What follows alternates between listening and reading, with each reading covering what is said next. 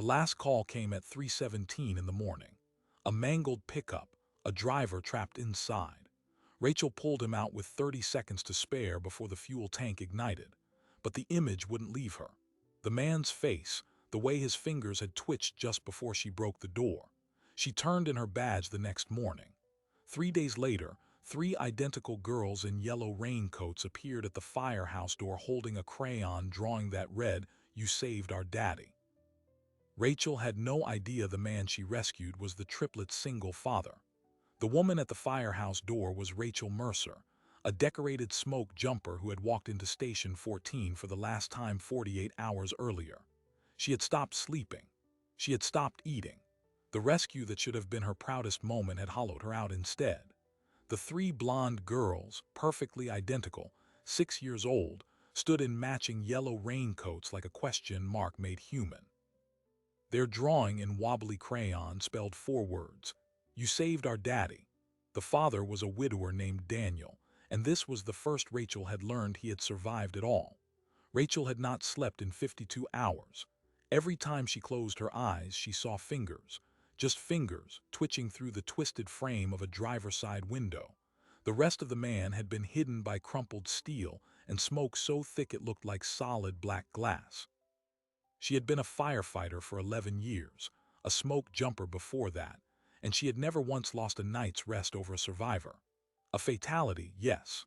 Those carve their own small graves in your memory, but you save someone and you move on. That was the unspoken rule. The call that changed everything came at 3:17 on a Thursday morning, the kind of hour when the whole city of Ashton felt empty and the roads belonged only to delivery trucks and the desperate. The dispatch was for a single-vehicle collision on Route 9, a pickup wedged under a flatbed trailer. Rachel's engine company, Engine 14, rolled out in 2 minutes with Lieutenant Barnes at the wheel and Rachel riding shotgun, her turnout coat still unzipped from the speed. The night was wet, a drizzle that made the road reflect red and white from their lights. When they arrived, the scene looked like a machine had tried to eat itself.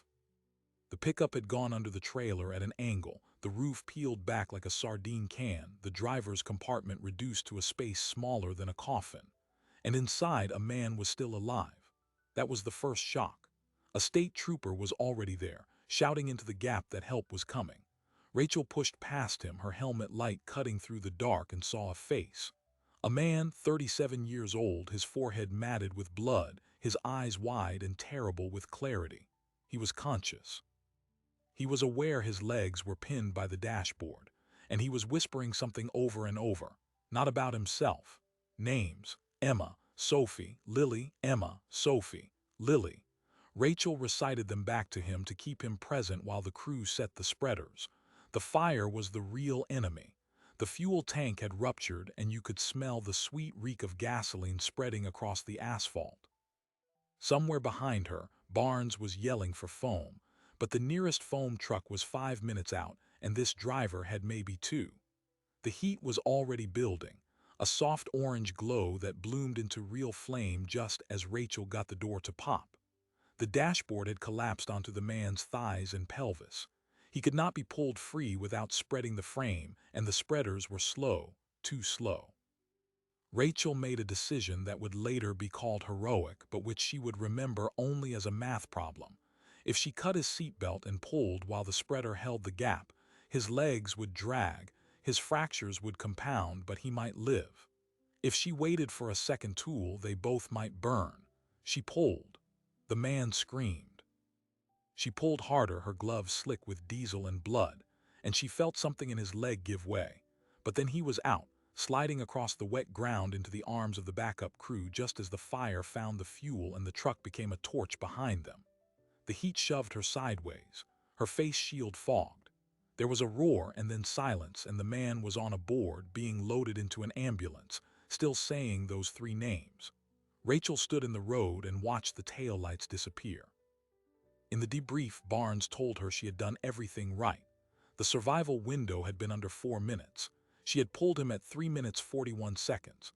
The man, Daniel Kessler, was in surgery by dawn with bilateral leg fractures, a shattered pelvis, and internal bleeding, but he was alive. Rachel was given a commendation. Her photo was in the local paper, and she could not close her eyes without seeing his fingers twitch. That was the thing nobody prepared you for, not the dead. The dead were still. The dead did not keep living inside your skull, but the living you had hurt to save, the ones whose bones you felt break in your own hands, they came back every night. Rachel started drinking black coffee at 2 in the morning.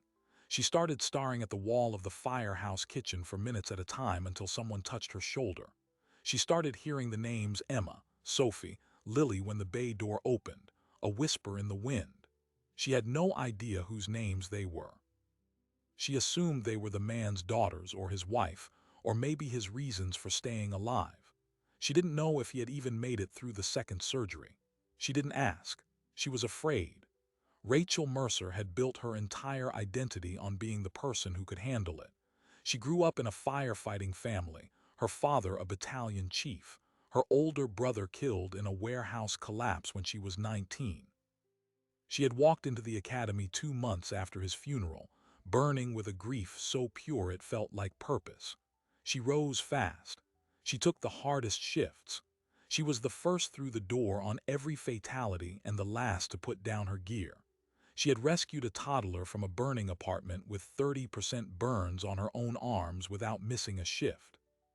But something about this man, this crash, the weight of his body dragging against hers, the feeling of bones shifting inside muscle, had cracked a seal she could not close again.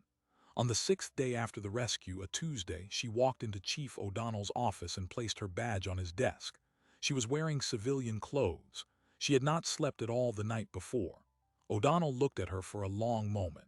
He had seen firefighters break before. He didn't argue. He asked only one question. "What do I tell them?" Rachel said.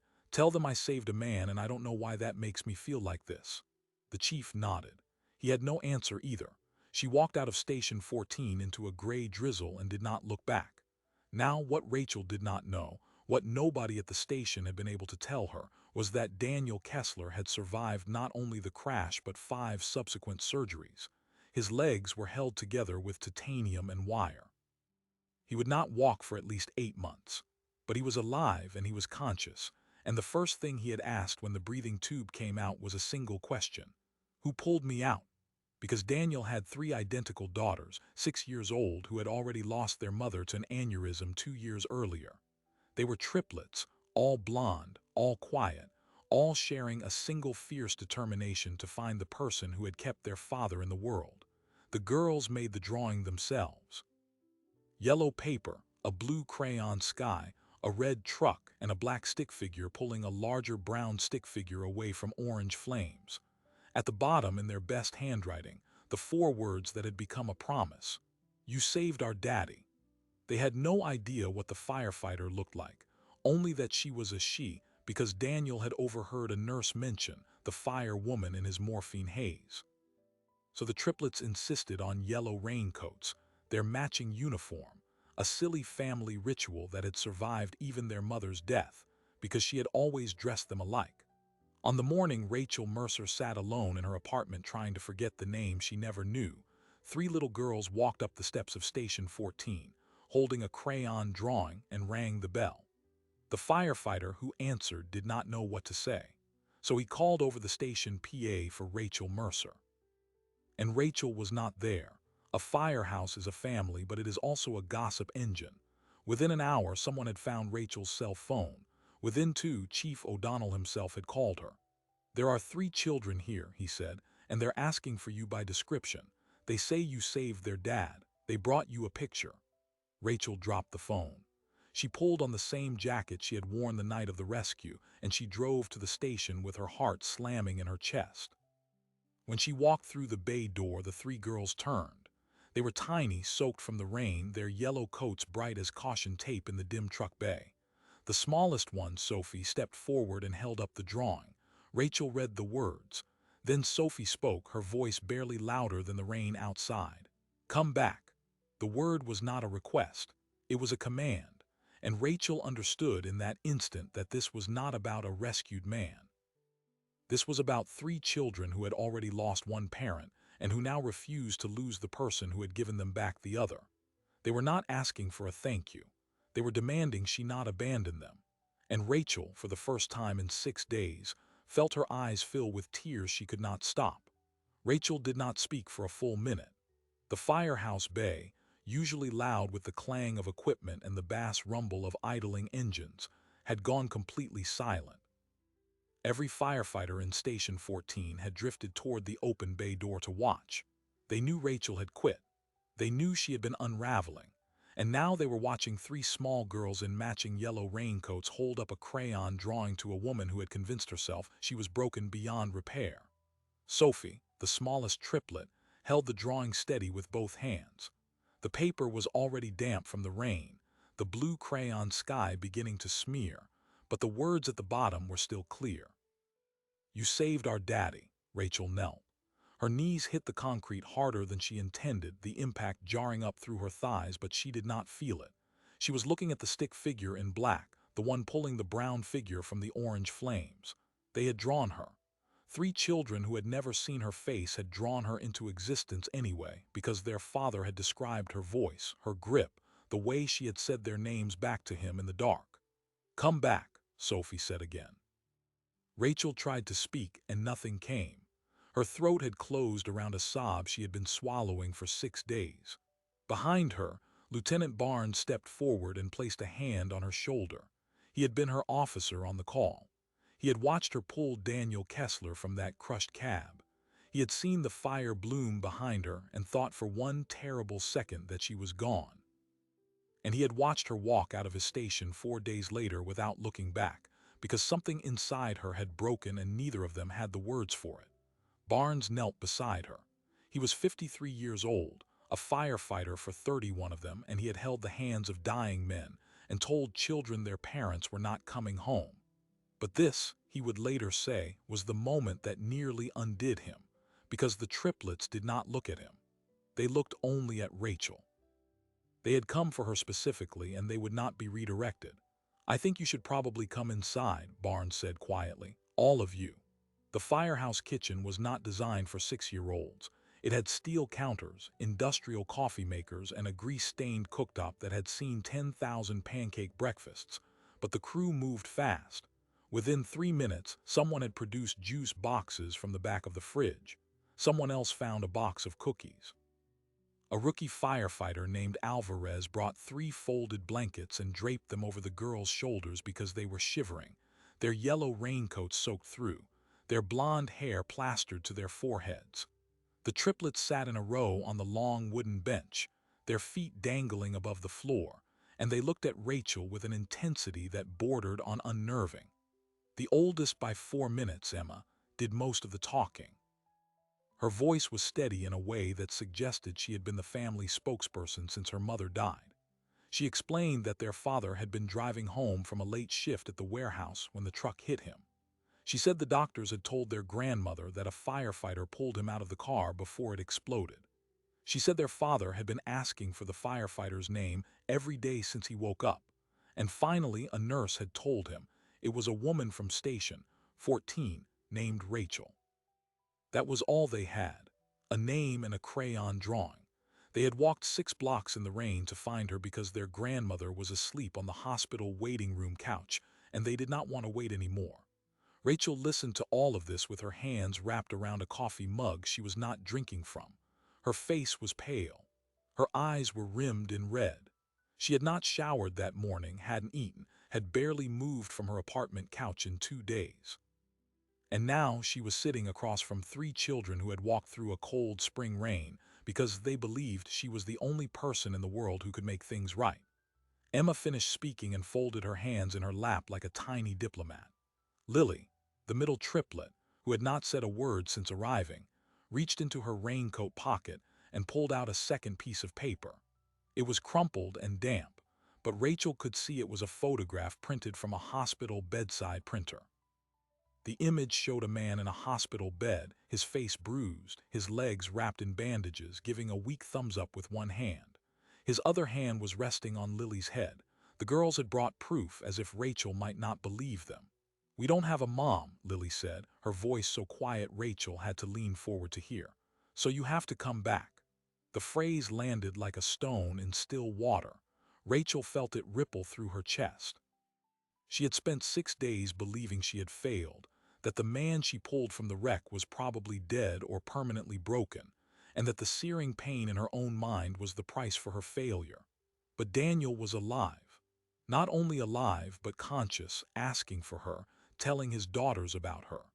And the triplets, who had already buried one parent, had now decided that Rachel was not allowed to disappear.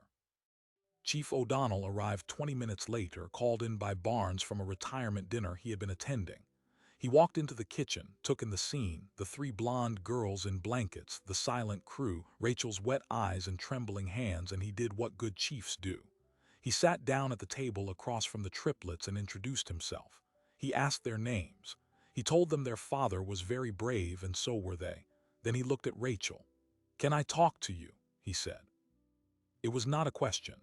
In his office, with the door closed and the station's framed commendations lining the walls, O'Donnell sat behind his desk and gestured for Rachel to take the chair across from him. She had sat in that chair many times before, as a rookie getting her first assignment, as a newly promoted specialist receiving her specialty badge, and most recently, 6 days ago, when she had placed her shield on his desk and walked away. "I didn't know he was asking for me," Rachel said before O'Donnell could speak. "I didn't know he was alive." "He's very alive," O'Donnell said. "Barnes has been getting updates from the hospital. Kessler's been through 5 surgeries. He's got more metal in him than a junked car, but he's going to walk again eventually. His first question after the breathing tube came out was about you."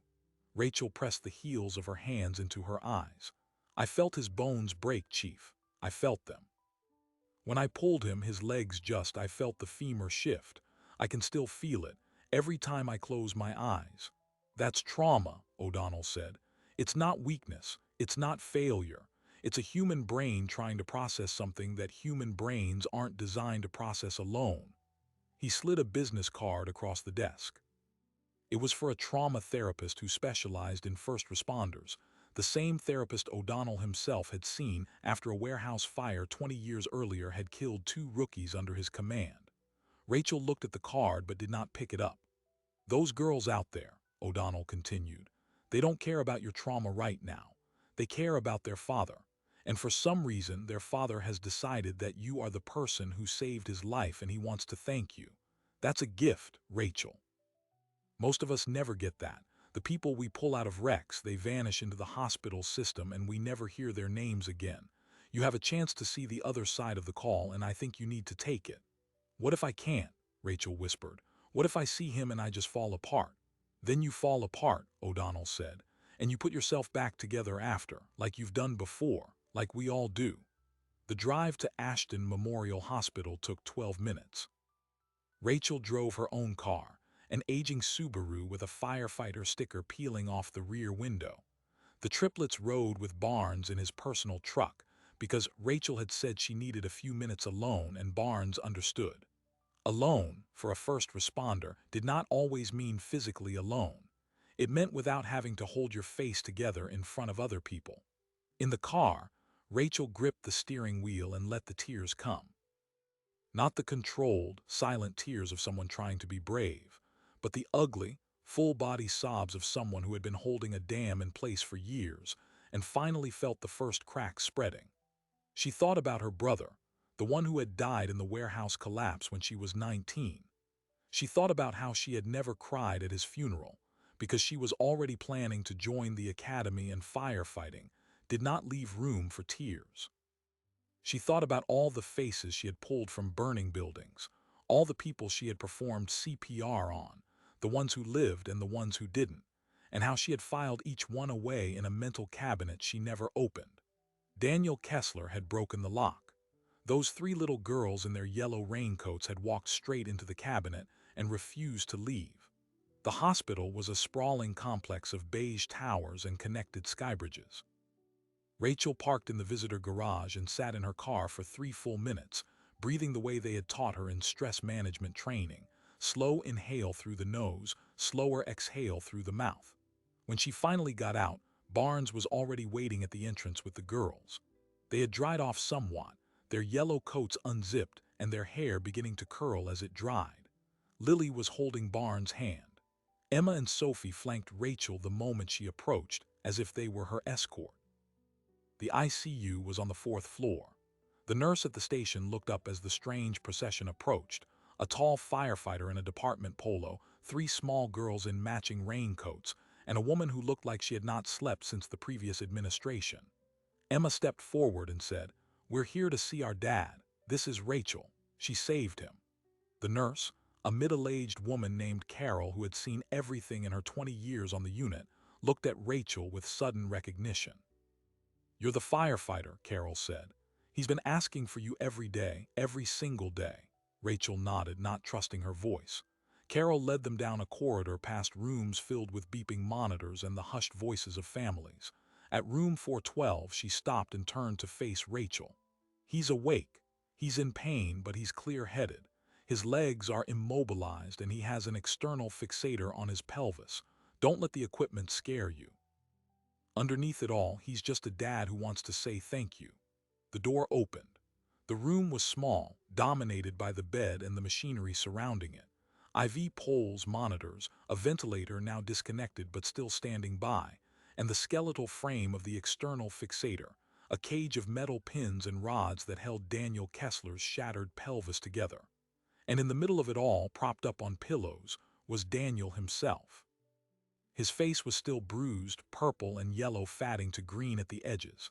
His left arm was in a cast. Both legs were wrapped in compression bandages and elevated. But his eyes were clear and they were locked on Rachel the moment she stepped through the door. "Miss Rachel," he said. His voice was hoarse, scraped raw by the breathing tube, but it carried a warmth that filled the room. "The girls found you." Rachel approached the bed slowly.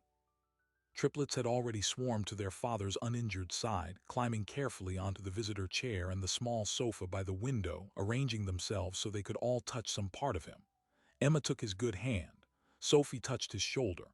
Lily curled against his hip on the uninjured side. "I didn't know you were asking for me," Rachel said. Her voice cracked on the last word. "I never stopped," Daniel said. "Every nurse, every doctor who pulled me out. What was her name? Is she okay?" Because I remembered the fire, I remembered the heat, and I remembered a voice saying my daughter's names. I knew I was dying. I knew I wasn't going to see them again. And then I heard Emma, Sophie, Lily, and I wasn't in the truck anymore. I was in my living room. I was at their birthday party. I was anywhere but that wreckage. You didn't just pull me out. You gave me back my girls." Rachel gripped the bed rail. Her legs felt unsteady. Daniel watched her with those clear eyes, and she understood suddenly why the triplets had seemed so intense. They got it from him. "I felt your bones break," Rachel said. "When I pulled you, I felt it happen and I can't stop feeling it. I keep thinking I should have waited for a second tool. I should have found another way." Daniel shook his head. "There was no other way. They told me about the fuel. They told me I had maybe 2 minutes before the whole truck went up. You didn't break me. You chose between my legs and my life, and you chose correctly." He reached out with his good hand, the motion slow and careful. Rachel stared at the offered hand, then at his face, and something shifted inside her. She took his hand and he squeezed with surprising strength. "I'm going to be in this bed for a long time," Daniel said. "I'm going to need months of rehab. I might never run again. But I am going to be there for those 3 girls, and that is because of you. So whatever you're carrying, whatever that night did to you, I need you to know that it was worth it. Every second of it. You saved a father. You saved their father. That is not a burden. That is not a trauma. That is an act of extraordinary courage, and I will spend the rest of my life being grateful for it." Rachel broke. Not in the quiet, contained way of someone trying to hold it together. She broke completely, her shoulders heaving, tears streaming down her face. She did not let go of Daniel's hand.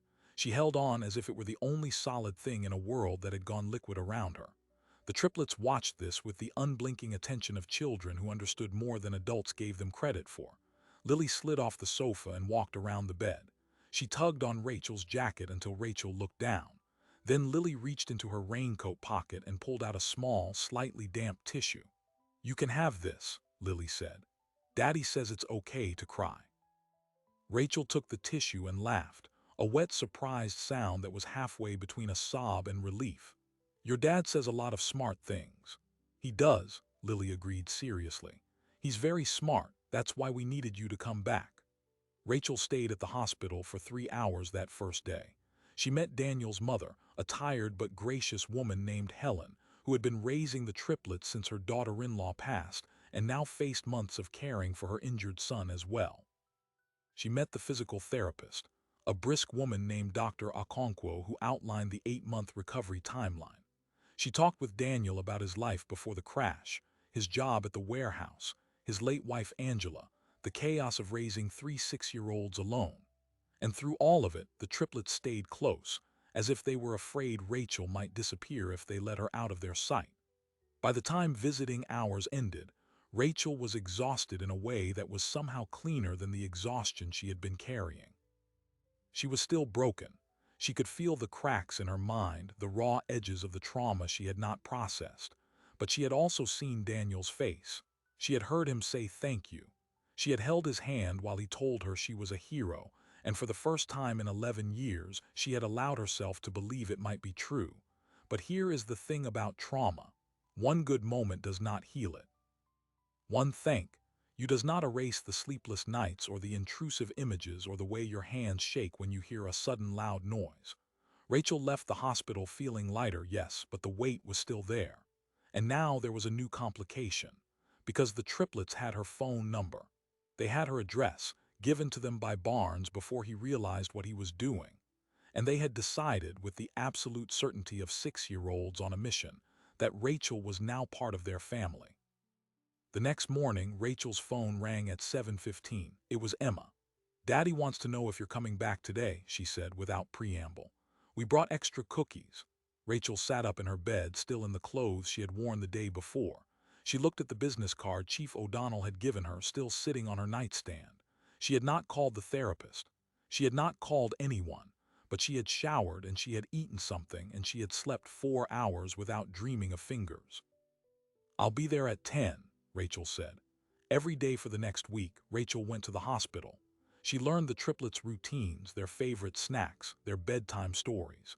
She learned that Emma was bossy and protective, that Sophie was curious about everything, that Lily said very little but missed nothing. She learned that Daniel had a dry sense of humor and a stubborn refusal to feel sorry for himself. She learned that Helen was an excellent cook who brought enough food for the entire nursing staff. And Rachel began tentatively to talk, not about the crash at first. She talked about her brother, about the fire academy, about the best calls and the worst ones.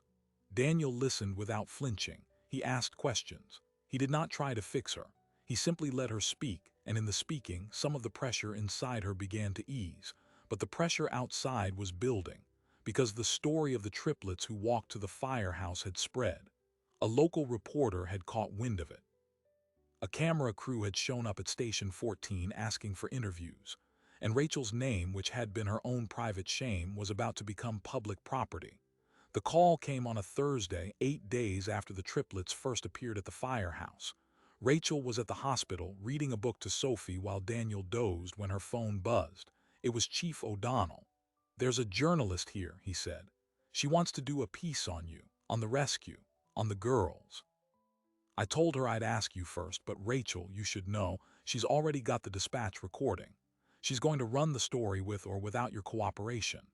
Rachel looked at Sophie, who was sounding out a difficult word with her finger on the page. She looked at Daniel, sleeping peacefully despite the cage of metal around his pelvis.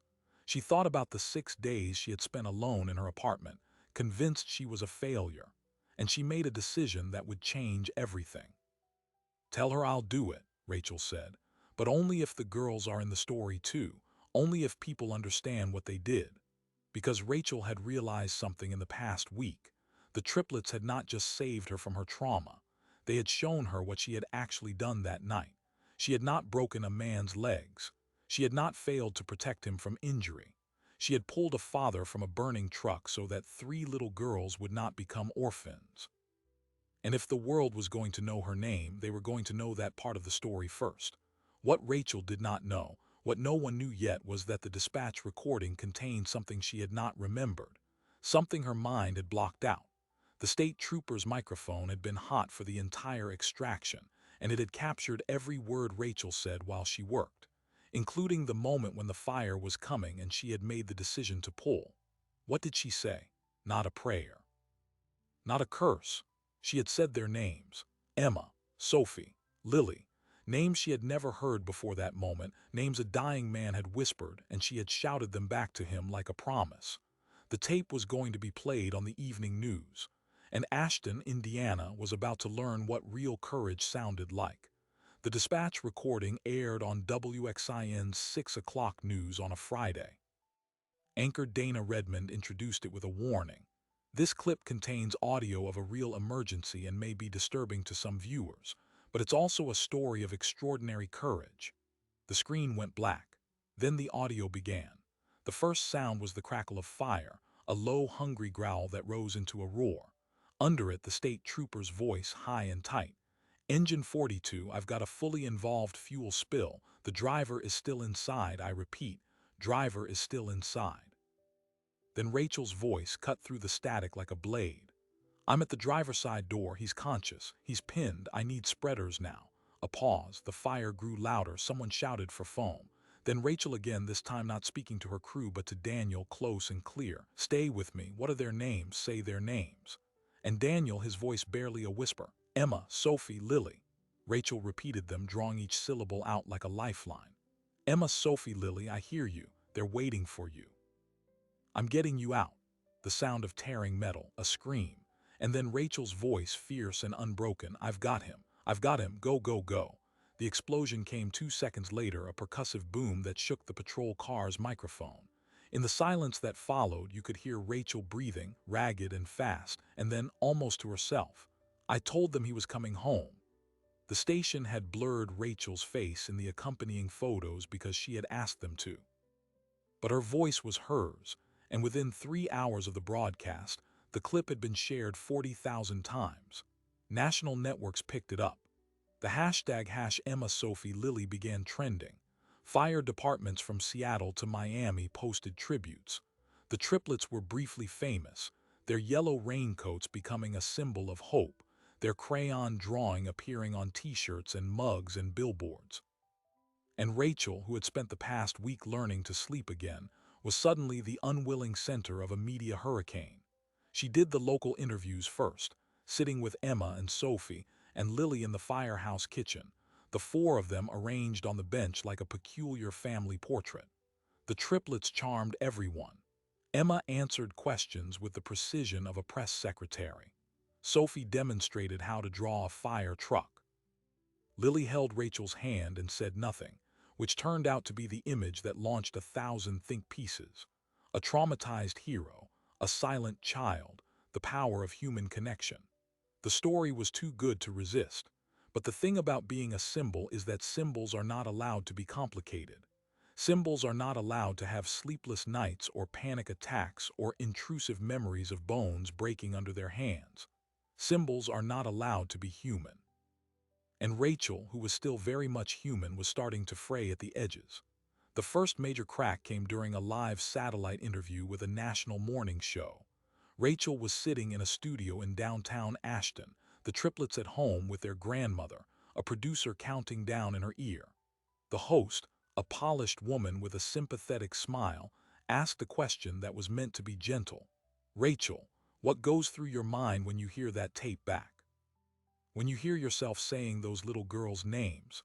Rachel opened her mouth to answer and nothing came out. The silence stretched. The host prompted her again, and Rachel, on live television watched by 4 million people, began to cry. It was not the contained, grateful tears of the earlier interviews. It was the full-body sobbing of someone who had been triggered, raw and unedited. The host scrambled to commercial. Rachel's phone began buzzing immediately with messages from friends, from strangers, from trauma counselors offering their services for free.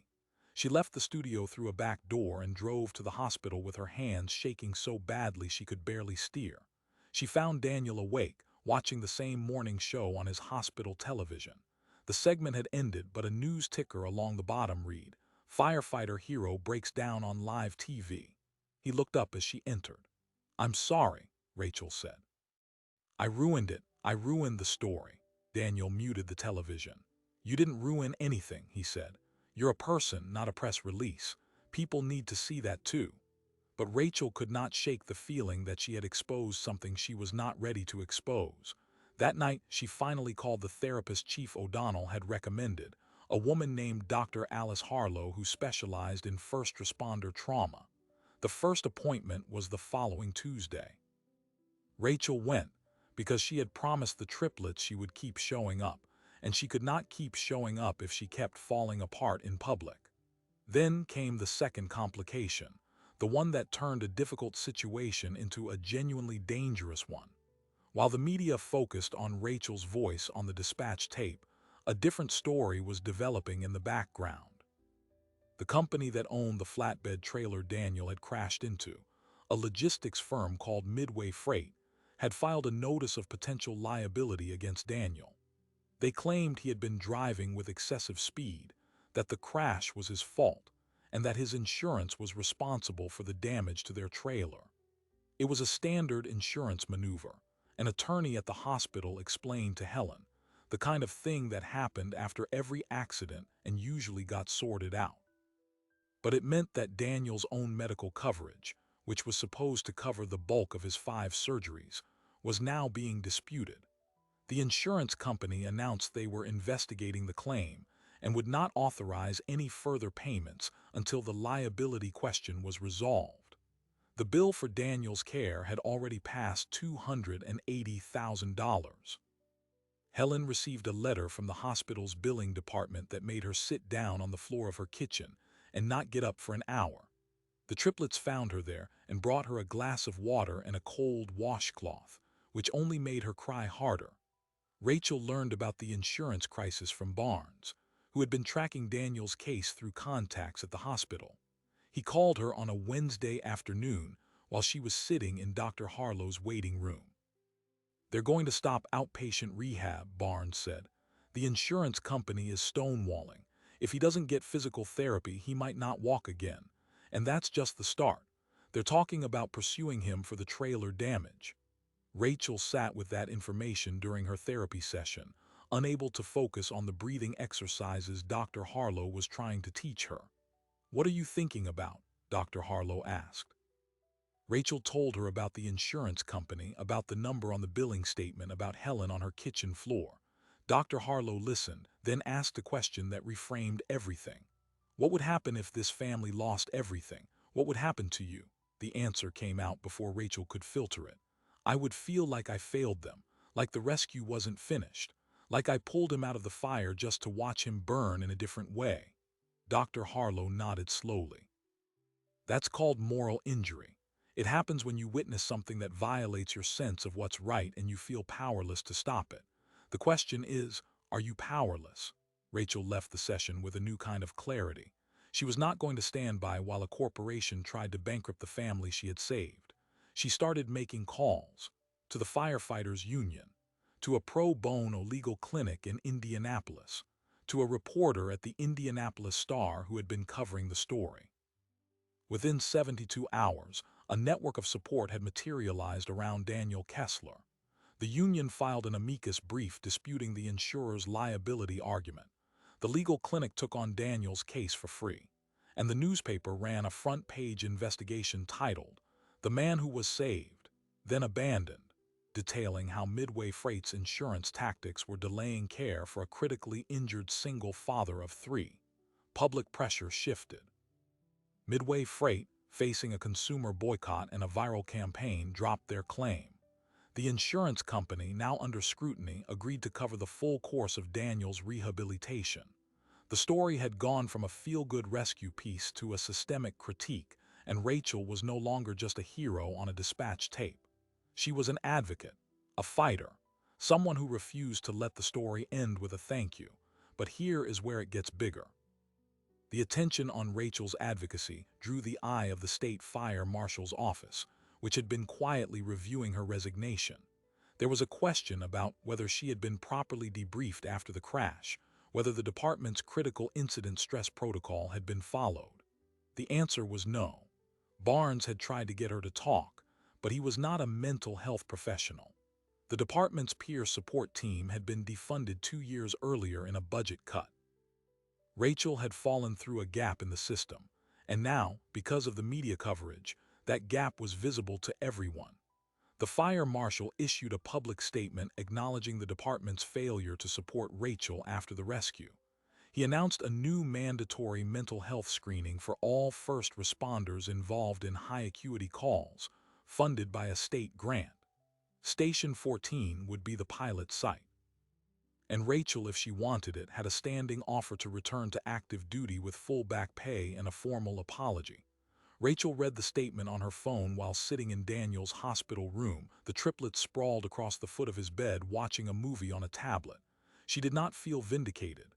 She felt exhausted and angry and something else she could not name. Daniel watched her face.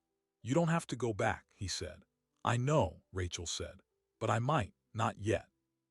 She looked at the triplets, their faces illuminated by the blue glow of the screen.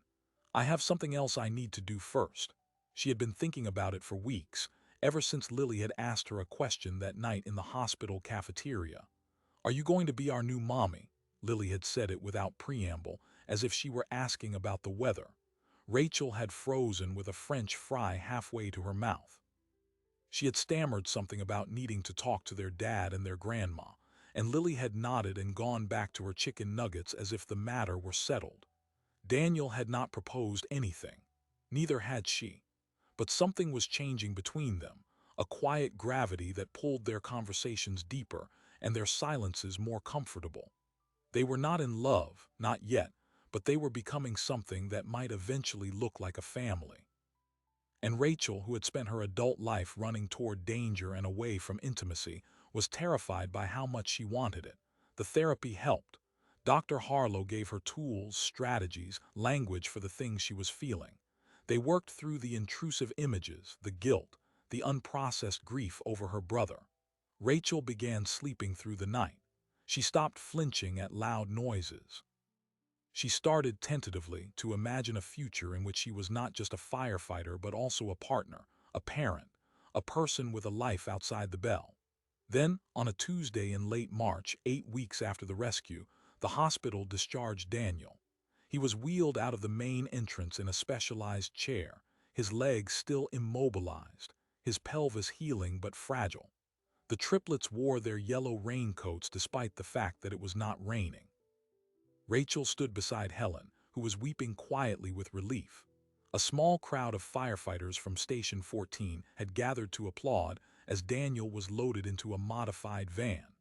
The homecoming was supposed to be a celebration, but when they arrived at Daniel's small ranch house on the west side of Ashton, a car was waiting in the driveway. A woman in a gray suit stepped out, holding a clipboard. She introduced herself as a caseworker from the Indiana Department of Child Services. "We received an anonymous report," she said, her voice neutral, expressing concern about the children's welfare given Mr. Kessler's medical condition and the grandmother's age. "I'm here to conduct a home assessment." The triplets, still in the van, looked out the window at the woman with the clipboard. Lily reached for Rachel's hand. "Don't let them take us," she whispered. Rachel squeezed her fingers, and in that moment she understood that the rescue was not over. It was just beginning. And whatever came next, she was not going to let this family slip through her fingers a second time. The caseworker's name was Margaret Swift. She had been with Child Services for 14 years, and she had seen every variation of human struggle that existed. Homes without heat, parents without hope, children who had learned to parent themselves. She did not enter the Kessler house expecting to find monsters. She entered expecting to find a single father in a wheelchair, an exhausted grandmother, and 3 vulnerable children who might need temporary placement while the adults recovered. What she found instead was a community. The house was small but immaculate. Helen had been cleaning since 6 that morning, the triplets helping in their own chaotic way. The living room had been converted into a ground-floor bedroom for Daniel, with a hospital bed rented by the firefighters' union, and a small table beside it covered in cards from well-wishers. The kitchen was stocked with meals delivered by the station's auxiliary. A rotation schedule was pinned to the refrigerator, listing the names of 15 firefighters who had volunteered to help with transportation, yard work, and childcare. Margaret Swift looked at the schedule for a long time. "This is unusual," she said. "It's a firehouse," Rachel replied. She was standing in the kitchen doorway with Lily attached to her hip. "We take care of our own." Margaret made notes on her clipboard. She interviewed Helen, who walked her through the family's daily routine with the precision of a retired nurse. She interviewed Daniel, who answered every question from his hospital bed with the same quiet steadiness he had shown since the crash. She interviewed the triplets separately, which was the part Rachel dreaded most because she knew what Lily might say. But when Margaret emerged from the bedroom where she had been talking to Lily, her expression was not suspicious. It was thoughtful. "Your daughter drew me a picture," she said to Daniel. "It's a house with 6 people in it. Her sisters, you, her grandmother, and a woman with red hair." Margaret glanced at Rachel. She said the red-haired woman was her firefighter and the firefighter was going to stay now. Daniel looked at Rachel. Rachel looked at the floor. "She's been through a lot," Margaret continued. "They all have, but I don't see neglect here. I see a family that has been hit by something terrible and is being held together by more love than most families ever get. I'm going to close this case as unfounded." She paused at the door. "But I have to tell you, the anonymous report came from someone who knew specific details about Mr. Kessler's physical limitations. Someone who had been inside this house. If I were you, I would figure out who that was." When Margaret Swift left, a silence settled over the house.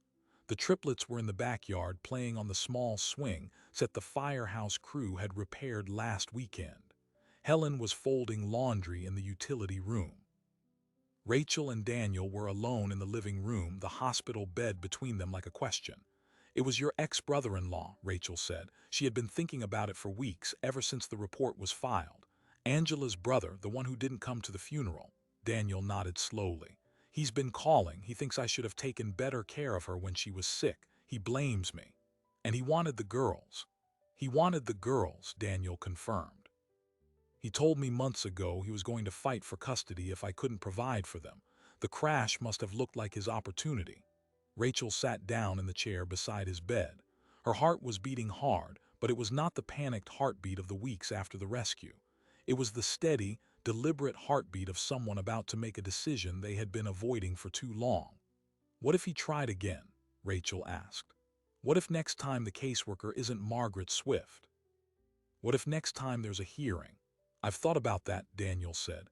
"I think about it every night. My legs don't work yet. My mother is 72. If something happened to her, if she got sick or tired or just couldn't keep up, what would I do?" He looked toward the window, toward the sound of his daughters laughing in the backyard. "I would need someone who could fight for them, someone who already has." Rachel reached over and took his hand.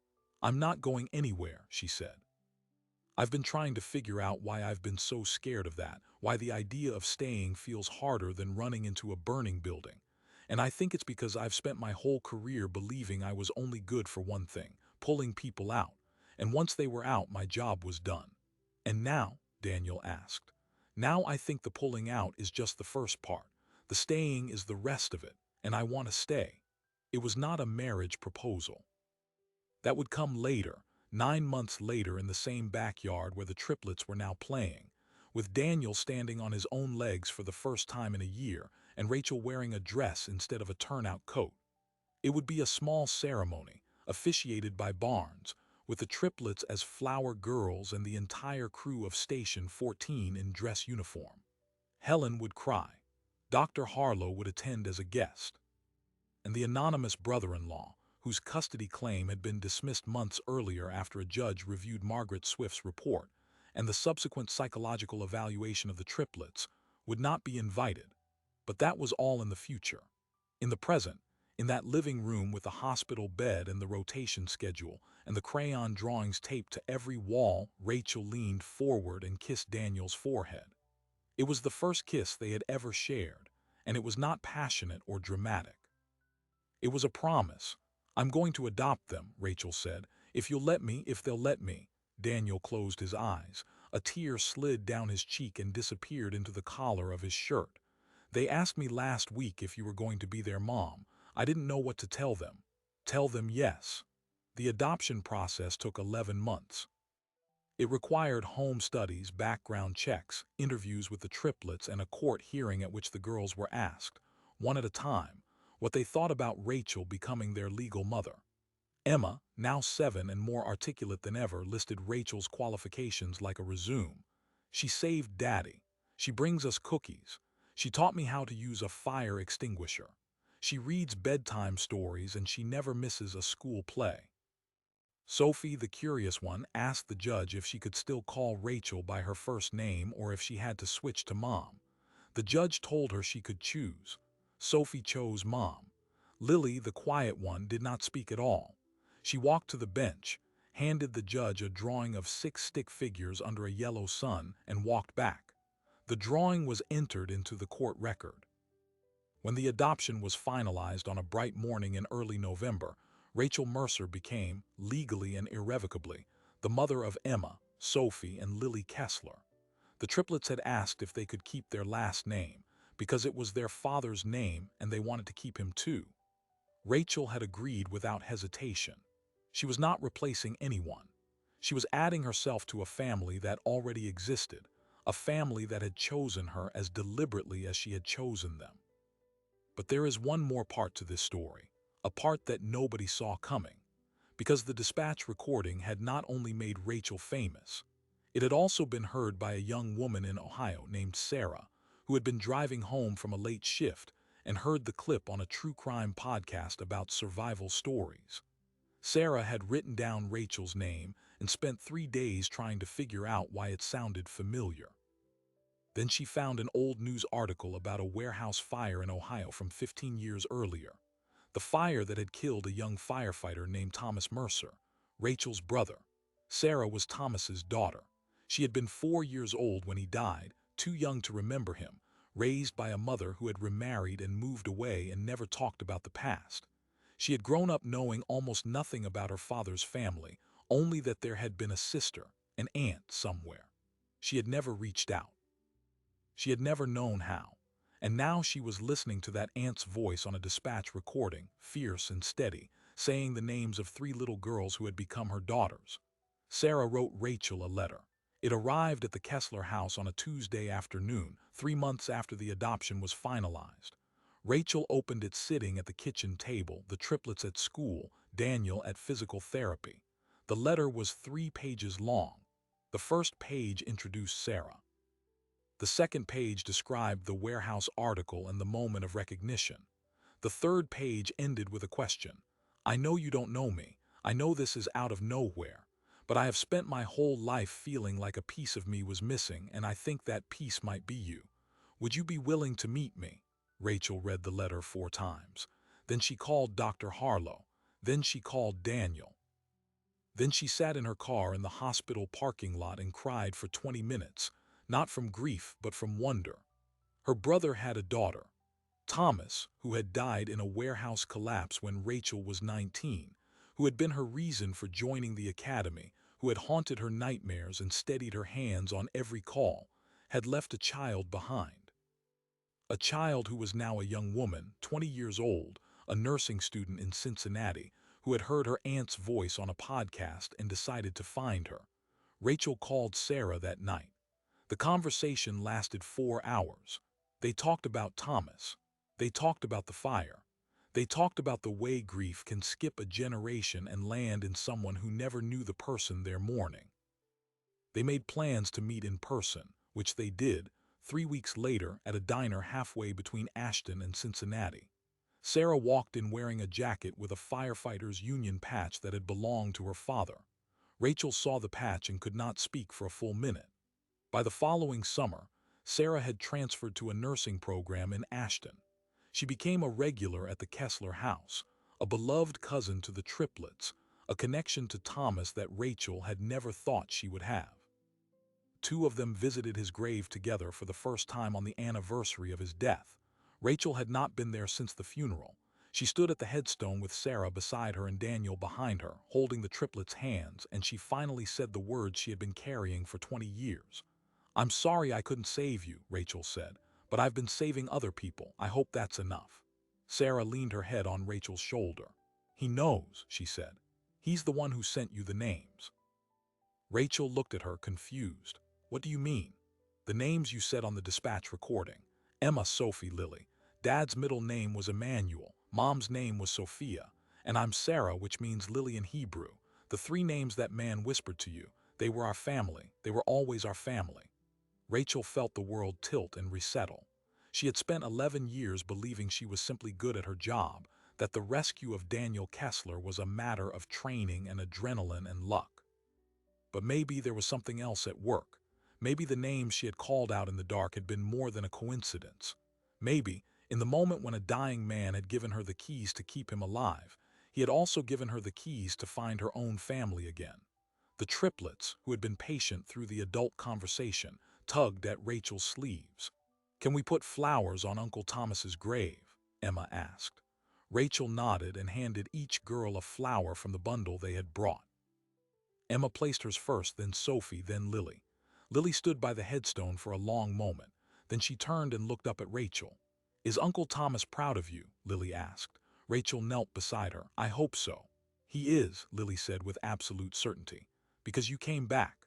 The word hung in the air, the same word Sophie had said at the firehouse door all those months ago. Come back. It had been a command then, a demand from three small girls who had refused to let their rescuer disappear. Now it was a truth.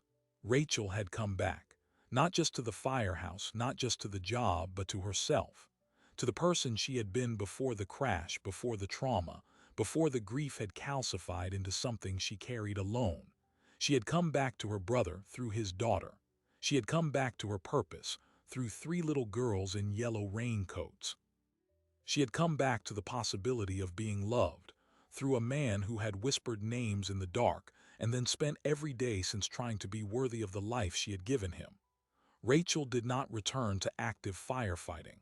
She tried for a month, but the bell was different now. The rush of adrenaline felt like a betrayal of the peace she had found. She transferred to the fire marshal's office, working in prevention and education, teaching what she had learned about trauma to rookies who thought they were invincible. The mental health screening program she had inspired went statewide. By the end of the first year, 42 firefighters had self-referred for counseling who might otherwise have suffered in silence. Daniel walked again, slowly, with a cane, and then without one. He never regained his full speed, but he regained his independence, and most importantly, he regained his ability to chase his daughters around the backyard. He married Rachel in a quiet ceremony that made the local news, a footnote to the larger story they had already told. The triplets were the flower girls. Barnes was the best man. Sarah stood beside Rachel as a bridesmaid, wearing her father's union pin on her dress. And at the reception in the firehouse bay where it had all begun, Chief O'Donnell raised a glass and said the words that had become the unofficial motto of Station 14. "Come back," he said. "It's the hardest thing we ever ask of anyone. It's also the most important." The yellow raincoats were eventually outgrown, but they were never thrown away. Helen had them framed, three small coats pressed behind glass, along with the crayon drawing that had started everything. They hung in the hallway of the Kessler house, where every visitor could see them, where every new firefighter who came through the door could be reminded that rescue was not a single moment. Rescue was a long, slow, patient act of showing up. It was a voice in the dark saying your name. It was a drawing on yellow paper. It was three little girls walking through the rain because they believed, with the absolute faith of children, that the person who saved their father could also be saved herself. What Rachel Mercer learned in the months after that rainy morning is something the rest of us forget at our own peril. We talk about rescue as if it happens in a single instant, the hand through the window, the door forced open, the body pulled free. But rescue is not a moment. It is a long chain of moments, each one requiring someone to refuse to give up. The triplets understood this instinctively. They had already lost their mother. They knew that losing someone is not a single event, but an ongoing absence that returns every birthday, every holiday, every ordinary Tuesday when the house is too quiet. So when they heard that their father had been saved by a woman who then disappeared, they did the only thing that made sense. They put on their raincoats and they went to find her. Not because they were brave, because they had learned at 6 years old that love is not a feeling. Love is showing up. The question at the heart of this story is not how Rachel pulled a man from a burning truck. It is what happened after. What happened when she collapsed under the weight of what she had done, and instead of being left to drown in her isolation, three small girls refused to let her go. The world tells us that heroes are strong, that they do not break, that they certainly do not need help from the very people they have saved.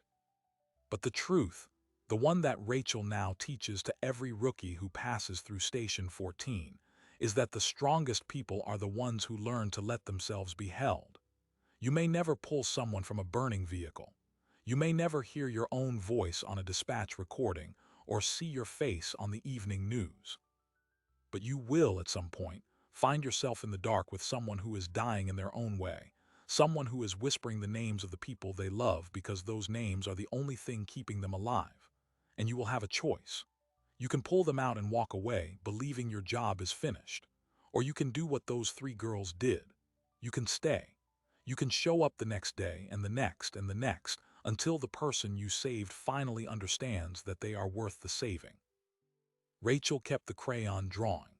It hangs in her living room now, framed beside the yellow raincoats, a permanent reminder that the most important words she ever spoke were not a command or a prayer.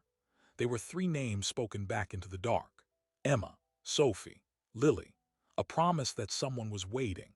A promise that there was a reason to survive.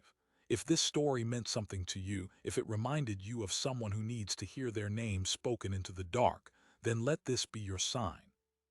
And if you want to see what happens when ordinary people refuse to give up on each other, the next story is waiting on your screen right now.